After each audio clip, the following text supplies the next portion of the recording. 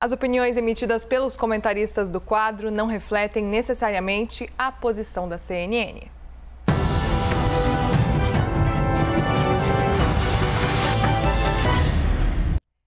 Seguimos com liberdade de opinião e agora a gente conversa com o nosso comentarista, o Ricardo Baranovski. Ricardo, bom dia, bem-vindo. Bom dia, Muriel, bom dia a todos. Vamos falar sobre eleições também? Perfeito. Vamos lá, então.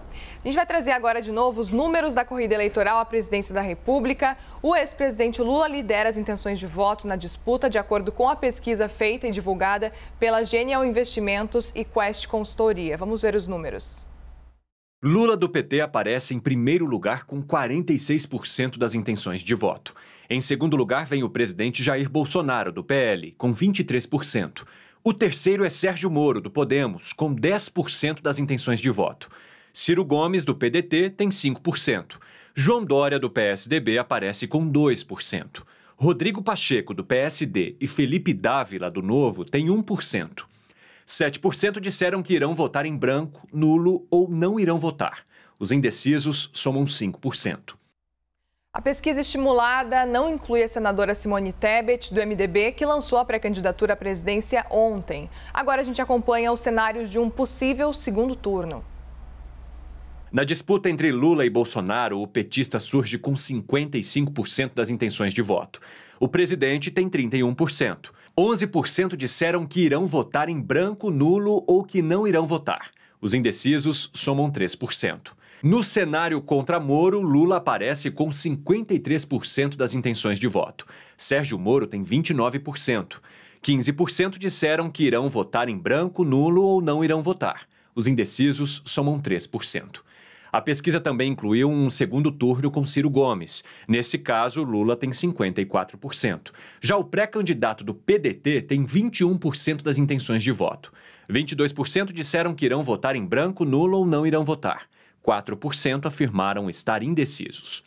No quarto cenário, com João Dória, Lula lidera com 57% das intenções de voto. O governador de São Paulo tem 14%. 26% disseram que irão votar em branco, nulo ou não irão votar. 3% estão indecisos. A pesquisa também trouxe dados da rejeição dos possíveis candidatos à presidência. A do presidente Bolsonaro é de 64%. Sérgio Moro tem 61% de rejeição, João Dória 59%, Ciro Gomes 55% e o ex-presidente Lula tem 43% de rejeição. Ricardo, você acredita que vencer a rejeição é o maior obstáculo para essas eleições do ano que vem? Eu sou bastante cético em relação às pesquisas eleitorais, ainda mais quando elas são bastante prematuras. Ainda é muito cedo para realizar esse tipo de pesquisa.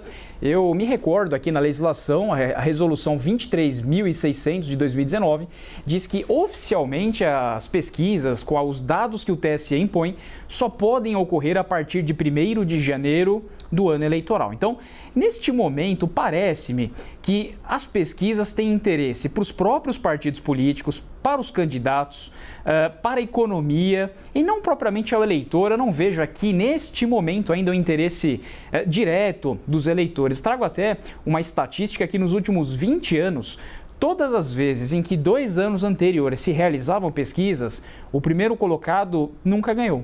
Geralmente o terceiro ou quarto colocado, às vezes, até aquele candidato que não ingressou na pesquisa acabava ganhando.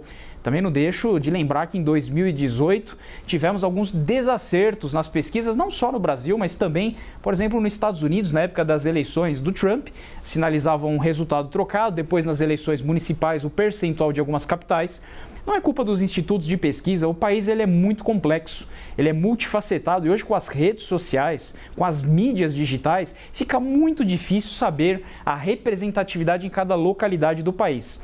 Também me recordo que temos apenas 2 artigos na lei eleitoral tratando dos institutos de pesquisas e uma resolução de 2019. Talvez até a própria legislação eleitoral devesse se debruçar um pouquinho mais sobre este tema. Então, me parece um pouco cedo. Eu sei que é importante o índice de rejeição nos pleitos majoritários, mas é o mesmo debate que se viu em 2017 e 2018, quando Jair Bolsonaro era deputado federal, havia um altíssimo índice de rejeição, foi até aconselhado pelo partido a não sair para um cargo majoritário. presidente da República, ele se candidatou e foi eleito. Então, parece-me que neste momento, ainda dezembro, é um pouco apressado. Veremos a partir do ano que vem. Por quê, Muriel? A partir do ano que vem temos. Em 5 de agosto, saberemos quem são efetivamente os candidatos. Ainda não sabemos os nomes. Temos 10 projeções de candidatos, mas isso não é oficial. Muitos podem sair, outras novidades entrar. E realmente só a partir de 15 de agosto, quando começa a propaganda eleitoral, é que teremos a plena convicção de quem são os candidatos envolvidos. E aí sim a população opinará diretamente. Então, parece-me, neste momento, um pouquinho prematuro. Seguimos falando sobre eleições. Simone Tebet foi apresentada oficialmente como pré-candidata à presidência pelo MDB e num discurso durante a filiação, a senadora citou o combate à fome e disse se sentir preparada para assumir essa missão. Tebet também afirmou que tem a mesma chance de manter a candidatura à presidência da República do que outros candidatos da terceira via. Vamos assistir o que ela disse. A minha chance é igual, nem mais nem menos. O mais importante é que a presença deles mostra que nós estamos unidos no único ideal. O ideal de garantir sempre a democracia, que nós possamos avançar em políticas públicas para garantir um novo rumo para o país. A presença deles aqui representa exatamente isso, que nós temos as nossas divergências, mas nós vamos convergir num projeto maior logo na frente. Como que você avalia, Ricardo, a entrada de Tebet no cenário eleitoral de 2022? E também quero que você diga se essa entrada, então, de uma mulher na disputa pode movimentar esse cenário da terceira via. Gostaria de fazer uma análise mais macro em relação à candidata, aliás, única candidata a um pleito majoritário dentre as 10 opções que se apresentam para as eleições. Deixando a personagem um pouquinho de lado para trazer depois a conclusão em relação a ela, desde 2019, a nossa lei eleitoral determina que 30% dos cargos a se preencher nas eleições proporcionais os partidos preencham com mulheres, né? Se há uma alternância de sexos entre 30% e 70%. Temos visto aí algumas propagandas do TSE incentivando a participação das mulheres nas eleições. Trago alguns números preocupantes. Muriel, também queria ouvir a sua opinião, que traz essa representatividade nessa bancada. Apenas 77 das 513 deputados federais são mulheres, 15%. Apenas 13 dos 81 senadores são mulheres, inclusive a bancada feminista do Senado Federal, cerca de 16%. Curiosamente, mulheres representam a maioria da população, quase 52% do país são compostos de mulheres. Agora, elas são minoria. Isso pode chocar, né, o público mais leigo, que não está dentro dos termos jurídicos, né? Por que as mulheres representam a minoria se elas são a maioria populacional? Porque o critério de minoria não é um critério demográfico, não é um critério de habitantes, populacional. O critério de minoria é um critério que leva em consideração a representatividade. Se eu olho nos cargos, não só em cargos políticos, em empresas, bancadas, academias jurídicas, formados em universidades, é necessário que haja representação igualitária do sexo, já que os dois são bastante divididos. Mas hoje, neste momento, as mulheres ainda são a minoria, porque não tem a representatividade política nas bancadas do Senado, do Congresso. E ela hoje se apresenta, então, como a única candidata feminina nesse pleito. Temos cerca de 10 nomes e ela é apenas a única mulher. Então vejo com bons olhos pelo simbolismo, pela representatividade que ela traz. Agora, entrando no mérito da personagem envolvida, não vejo neste momento força política ainda suficiente para que ela ingresse na disputa. Ouvi até um analista político ontem pela CNN dizendo 2 hooligans, Bolsonaro e Lula, que representam 90% das postagens em redes sociais. Neste momento, ainda não vejo força política nela. Claro que ela pode conquistar isso a longo prazo, mas nacionalmente ainda não é um nome conhecido e a campanha agora para ela começa neste momento. A gente fala agora do presidente Bolsonaro, Ricardo, porque durante uma entrevista nessa quarta-feira ao jornal Gazeta do Povo, o presidente voltou a atacar o ministro do Supremo Tribunal Federal, Alexandre de Moraes. Bolsonaro foi questionado sobre o inquérito no qual ele é investigado por associar a vacina contra a Covid-19 ao vírus da AIDS.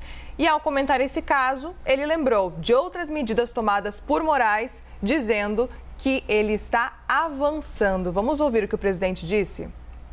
É uma violência sem tamanho praticada por um ministro do Supremo Tribunal Federal, que agora abriu mais um inquérito contra mim em função de uma live que eu fiz há poucos meses. O abuso, que eu disse, ele está no quintal de casa. Será que ele vai entrar? Tá? Será que ele vai ter coragem de entrar? Não é um desafio para ele. Quem está avançando é ele, não sou eu. Nós procuramos o ministro Alexandre de Moraes e o Supremo Tribunal Federal para comentar essas declarações do presidente, mas a gente não teve retorno ainda. Como que você avalia, então, Ricardo, essas declarações do presidente Bolsonaro? Tema espinhoso, Muriel, tema bastante espinhoso.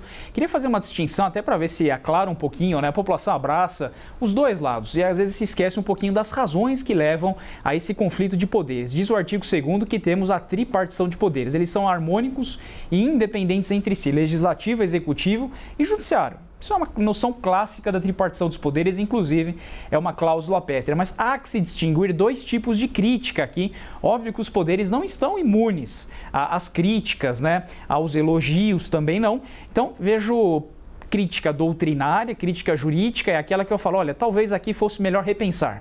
E a censura política ou o discurso destrutivo. Então, de um lado, e mais de uma vez aqui já abordamos aqui algumas críticas doutrinárias, isso é muito saudável, é legítimo, é um discurso propositivo que faz a própria Suprema Corte repensar algum sistema. Hoje o nosso sistema constitucional, ele vem do que é chamado neoconstitucionalismo, isso é uma inspiração filosófica alemã comprada pelo Brasil. E o que nós temos aqui? Às vezes alguma insegurança jurídica. Até o ministro Fux, quando foi abrir o ano judiciário, ele disse, as relativizações que muitas vezes a jurisprudência pratica eleva o risco Brasil. Precisamos ter decisões judiciais mais seguras, mais precisas. Em nome de princípios, né, que tem pouca densidade normativa, eu relativizo tudo. Onde está escrito determinado texto na Constituição, em nome da interpretação eu mudo o texto, isso torna um pouquinho traumática a relação entre os poderes. Então, algo é a crítica construtiva, doutrinária, e o presidente tem seus assessores, tem a AGU para fazê-lo, e outra é a crítica destrutiva. Para os dois lados não é bom para o país. O país começa, se quer andar de lado, vai andar para trás. Quando se aborda a crítica destrutiva e há uma interferência em outro poder, e aí eu vejo com bastante preocupação para os dois lados. Aquelas críticas pessoais, adjetivações, inclusive para membros da família. Mas o que a família do ministro, a família do presidente tem a ver com essa situação? Insulto não é argumento, ofensa não é coragem. O debate se faz no campo das ideias. Quem não consegue debater no campo das ideias demonstra ignorância pública. Então, este é o ponto. Sempre o debate se faz no campo das ideias. E nenhuma das duas autoridades deixam de ter também a sua honra subjetiva e objetiva, para os dois lados. Eu não posso tolerar ofensa a ministro do STF, mas eu também não posso tolerar ofensas ao presidente da República, como muito tenho visto aí. O presidente, por ser uma figura pública, está imune, pode sofrer qualquer tipo de crítica. Não, ele não deixa de ter a sua honra objetiva e subjetiva e não foi revogado aí os crimes contra a honra em relação ao presidente. Então vejo com preocupação os dois, talvez um discurso mais técnico, teórico, mais sensato e sereno fosse melhor, não para os poderes, mas para todo o país. Obrigada, Ricardo Baronovski. Um ótimo dia para você. Ótimo dia, Muriel, e até amanhã.